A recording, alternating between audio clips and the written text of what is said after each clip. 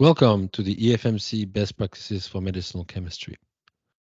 This is the second part of our best practices for hit to lead.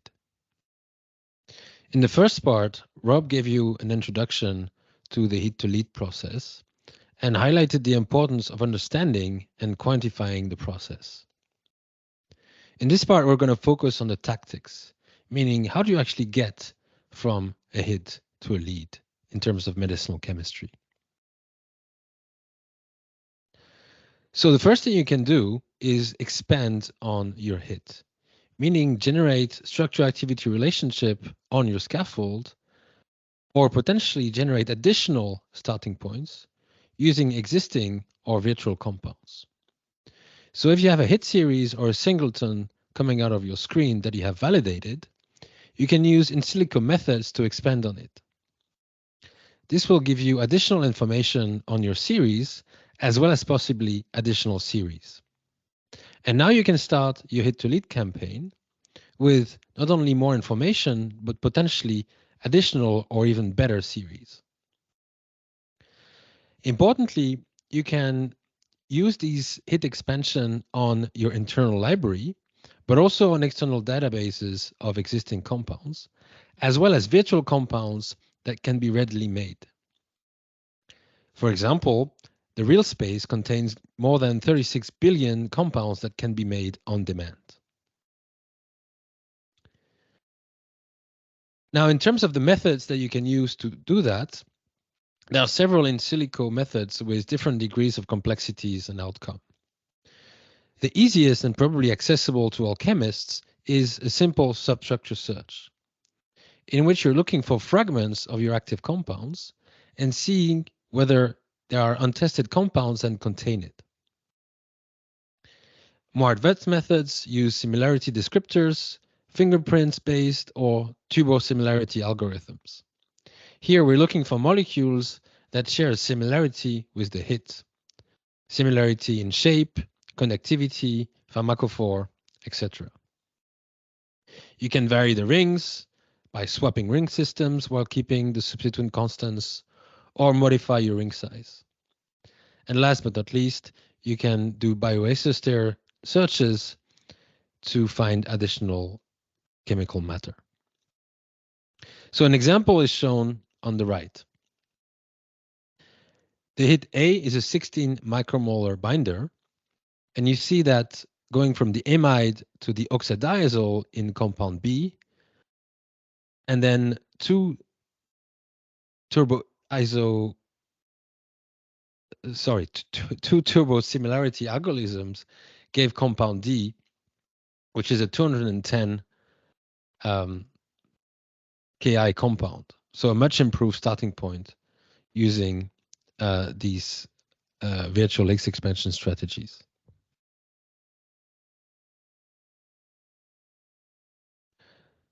All right, so now you've expanded on your hit. You have hopefully additional information and ACR.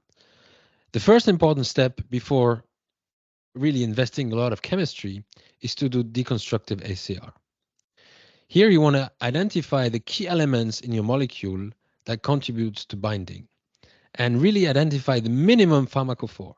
Can you remove parts without losing too much potency? The advantage here is that you will start from a much smaller starting point, or at least a smaller starting point, which should be easier to optimize into a lead. Now, losing activity can also give important information, obviously, because you know which parts you need to keep or modify. And while structural data is helpful because you can more readily see which parts are binding, it's not strictly necessary, and you can do this work by SAR.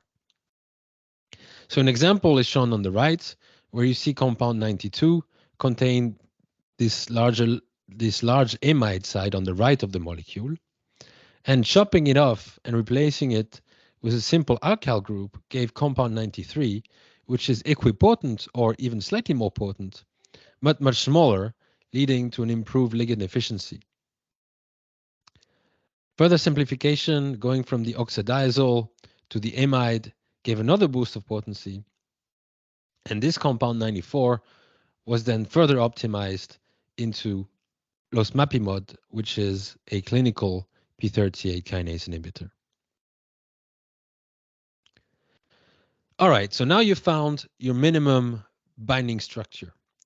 You can go further to try to understand your pharmacophoric elements, meaning the functional groups and their geometry that are needed to have high affinity with your target. Here's a very simple example starting from the compound on the upper right of the slide. You have different functional groups, and you can probe the importance of these functional groups.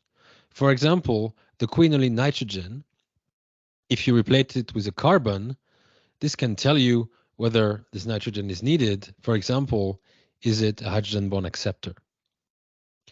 Similarly, you can study the central amide by methylating the NH, telling you whether this NH is needed, and or removing the carbonyl to see whether the carbonyl is needed. You have a basic amine in the piperidine.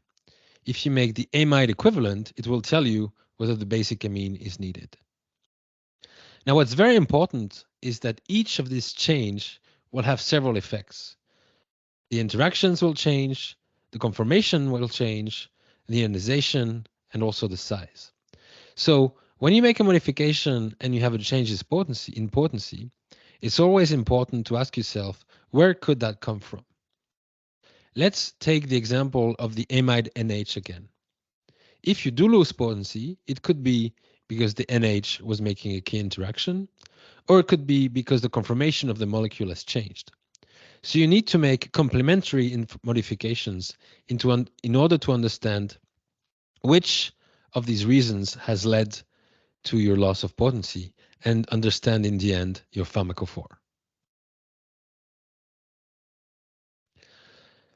Next tactic, and this is an extremely important one, is to access the bioactive conformation, meaning the conformation of the ligand when it's bound to its target protein.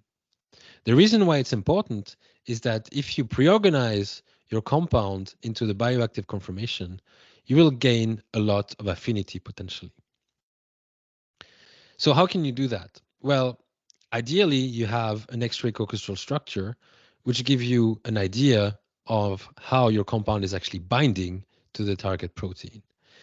On the left here, you have an example where in the structure A, they saw an unusual orientation of the phenyl group at the bottom with regard to the sulfonamide.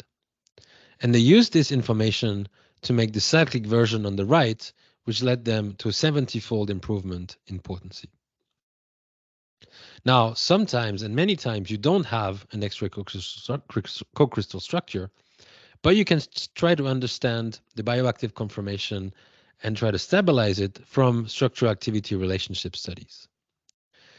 So in this very simple amide-containing drug example, which has a Ki of 100 nanomolar, you can ask yourself whether the amide is in plane or twisted compared to the phenyl group. And to understand this, you can, for example, introduce an orthomethyl group.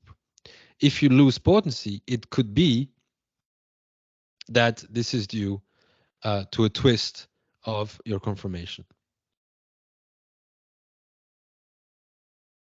So this may give you a hint that the amide is in plane. Now you see the compound on the upper right, the N-methyl is tolerated from a potency point of view, so we can try to cyclize it to stabilize this planar conformation. And this cyclization actually leads to an increase of potency to a Ki of 10 nanomolar. This, of course, suggests that the amide is in plane in the bioactive conformation.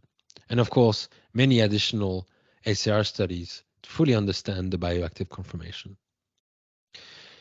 You can also use NMR, for example, to understand the preferred solution conformation of your drug, which could guide your efforts.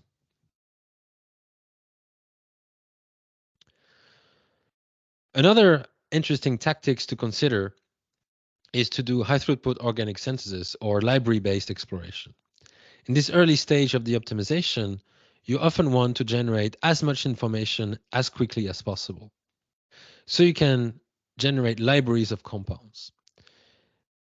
In this cartoon, you see the idea. You add a reactivity handle on your molecule.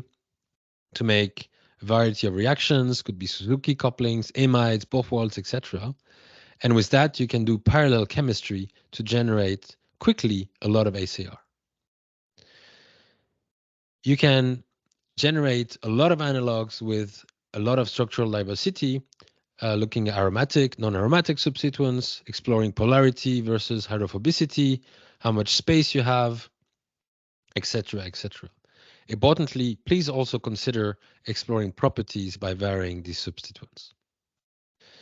Now, nowadays, in order to save time and costs, there was a lot of work done on miniaturizing these library efforts. And for example, at the bottom, you have a typical workflow for plate-based synthesis on the small scale. The reaction setup is made using a robot dispenser on 5 to 10 milligrams. The reactions are analyzed, prepped by HPLC, QC'd and quantified, and directly dried into DMSO stock solution and converted into DMSO stock solutions, which are ready for testing. With that, you can hope to generate dozens of analogs in a very efficient manner.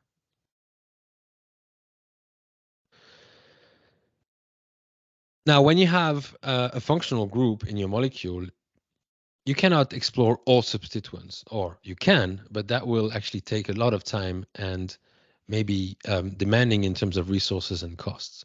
So how do you get started?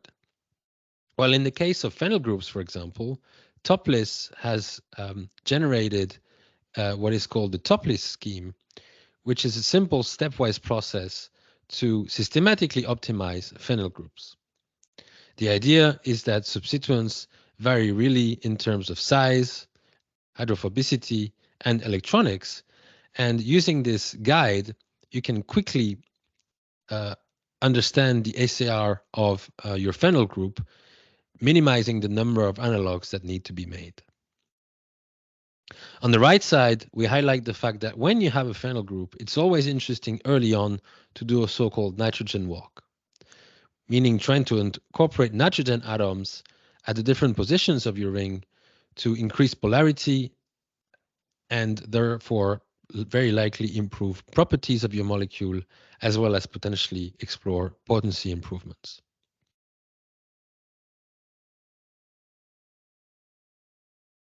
Very often, especially these days, we have structure information. There are more than 100,000 protein structures that are known either by X-ray, NMR, or cryo-EM. And you can use an X-ray co-crystal structure if you have it available of your ligand bound to your protein, or you can do docking of ligands into known structures. In the absence of structure, you can consider using AlphaFold or homology modeling, keeping in mind that these models do not always lead to very precise results as any model. So in the example on the left, the authors started from the compound on the top, which was a 710 nanomolar inhibitor of COPS5. The co-crystal structure that is shown on the left really highlighted the fact that at the bottom of the molecule, you had a very large channel that was opened and potentially ready to be filled with additional functional groups. With this information, the authors were able to very quickly come to the compound at the bottom, which, as you see, is a single-digit nanomolar potency compound.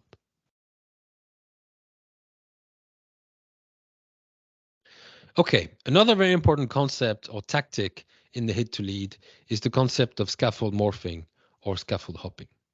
So as you know, the scaffold is the molecular core to which the functional groups are attached, and you have two examples here on the top of this slide. So the objective is to identify the best scaffold in terms of potency, of course, but also in terms of properties. With always, as highlighted by Rob, the aim to reduce aromaticity as well as lipophilicity. Now, our guidance is to really change your scaffold or explore your scaffold early in the hit to lead process, in parallel to generating ACR. This is because if you optimize the scaffold too much before changing the scaffold, you may actually waste a lot of time. Also very important, within a scaffold, monitor your properties. If these properties are plateauing, meaning that you cannot improve them, scaffold change may be the only way out of this challenging property space. So again, there's a variety of in silico methods that can be used for lead hopping and scaffold hopping, varying level of complexities and outcome.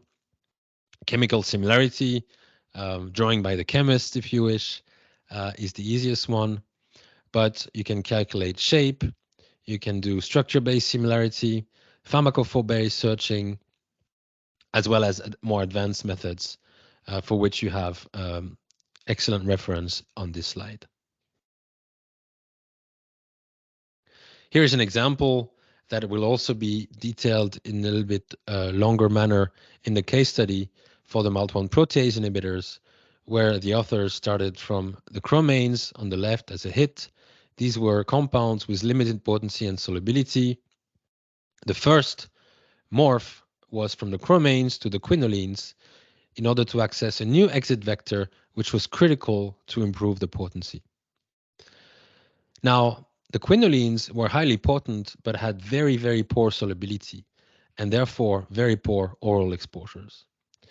And solving this required a second scaffold morphing step into the parazolopyrimidines on the right, which now had decent potency, but also much improved solubility and oral exposure.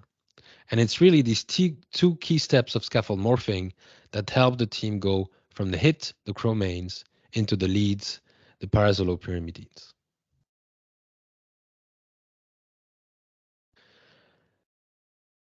We'd like to finish with a very important suggestion, which is to really use computational prediction to prioritize which compounds you make.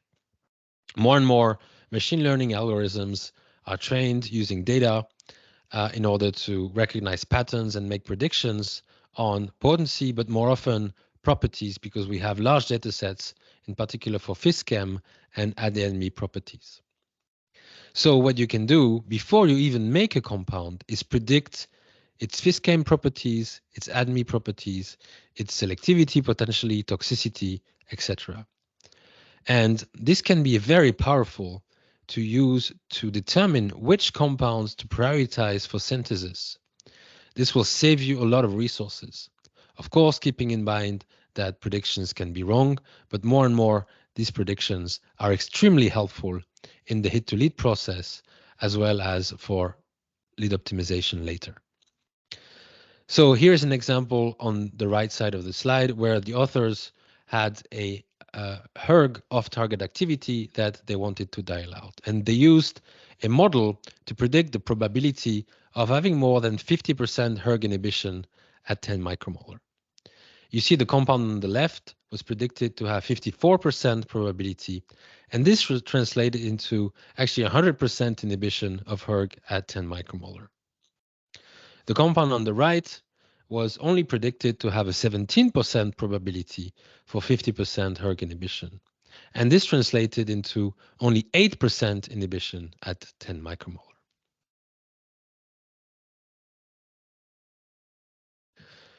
This is the end of the tactics parts, where we hope to have given you at least a few ideas on how to go from these hits into the leads. Of course, these tactics can be helpful throughout the optimization process. We'd like to finish by saying that quality is a destination, not a journey. So what does that mean? Well, the lead is not yet the perfect drug, right? This is most likely your drug candidate, although they are also very often not perfect.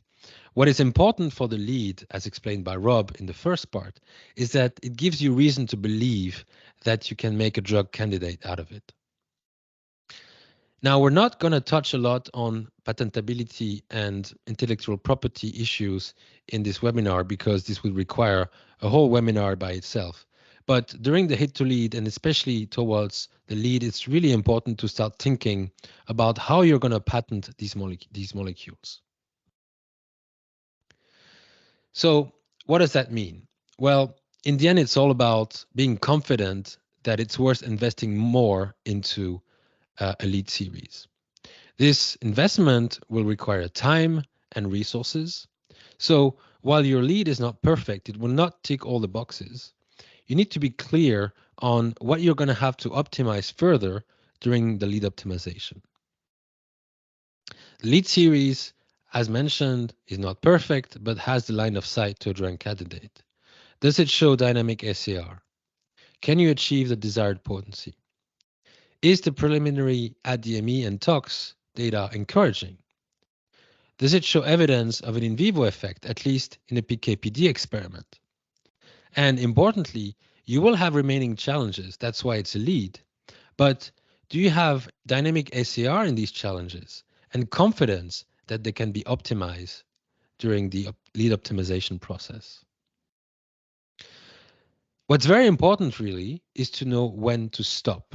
And you can use warning signs. Do you have flat ACR or do you not see a path to improve potency? Do you see challenges in your ADMET profile with no clear path forward? For example, all of your compounds have high clearance and nothing you do on the scaffold improves that. Do you already have an idea of what your competitors have in terms of lead or drug candidate? Are you far from that? And last but not least, are you deviating from the required trajectory? Meaning, are you still progressing with time? If you're stuck, maybe it means it's time to stop on this particular scaffold and work on another one. With this, we're at the end of this best practices for Hit to Lead. We hope you've enjoyed it, and please don't forget to give us feedback on our work. It's always very helpful. Thank you.